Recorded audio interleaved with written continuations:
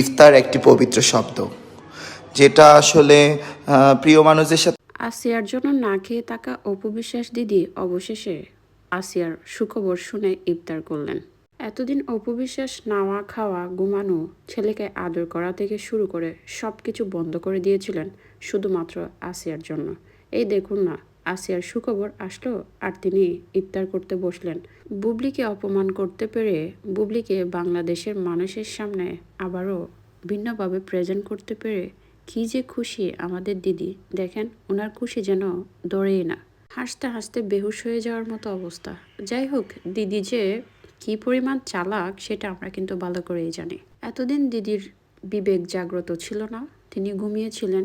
যেই না শাকিব খান একটা পোস্ট দিলেন আসিয়াকে নিয়ে, তখনই তার বিবেক ঘুম থেকে উঠে তিনিও একটা সিম্পেথি আদায় করার জন্য টুক করে পোস্ট দিয়ে দিলেন, তাও আবার বুবলিকে কেন্দ্র করে।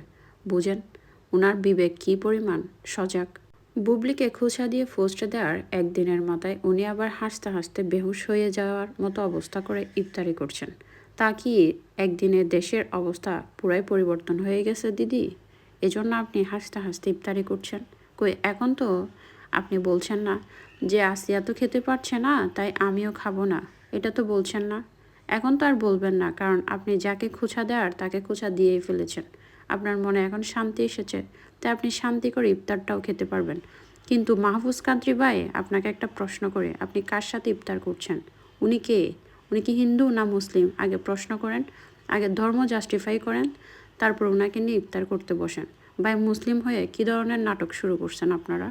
যাকে তাকে যখন তখন যেটা সেটা নিয়ে তামাশা শুরু করে দিছেন। যে কিনা নিজের ধর্মটাই ঠিকঠাকভাবে পালন করতে পারে না, সে মানুষকে নিয়ে আবার ইফতার করেন, ফাইজলামি করেন। 6 মাস হিন্দু, 6 মাস মুসলিম থাকা অপু বিশ্বাসকে নিয়ে এ ধরনের নাটকবাজি আর করবেন না। শুধু অপু বিশ্বাস কেন, যে কেউ যদি এই কাজ করে অবশ্যই তাকে নিয়ে কথা বলবো, সেটা হোক বুবলি বা অন্য কেউ।